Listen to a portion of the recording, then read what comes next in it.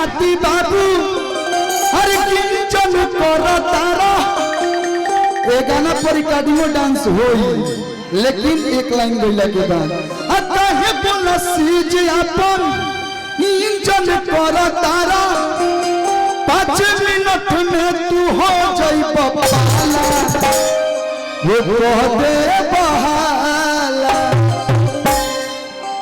कि तोहार मिक्सी के बाद क्या बा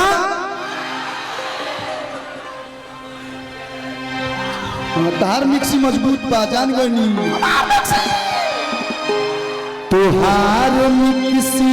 हमार मिक्सी दोनों के मिक्सी बकाला ये ले कोरिया पहन के आइल बनी कि तोहार मिक्सी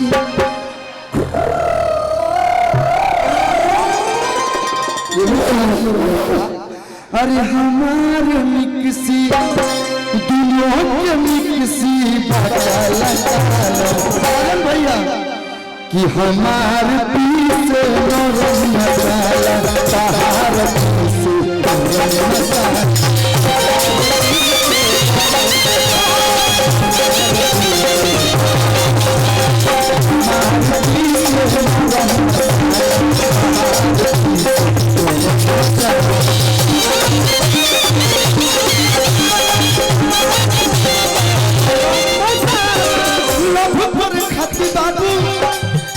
होता लभ पर खाती बाबू इंजन कर तारा कहे बोला सीधी अपन इंजन कर तारा 5 मिनट में तू हो जाई बबाला 5 मिनट पाला हो जाएगा एक बार हाला करके बता दो तो हो भैया होने से वो खुदा न हाला तहार मिक्सी भैया कबे से हम गाँव तने अब हमार भाई गई हसन तोहार मिक्सी राजन भैया ये मिक्स सॉरी राजन भैया रुपया तने म्यूजिशियन रोकत नहीं क्या करे हाथों में चल जाता हमार भैया तोहार मिक्सी दोनों के मिक्सी हमार पीसे आई दोनों लोग के पीसे तो हमार पीसे नरम मसाला तहार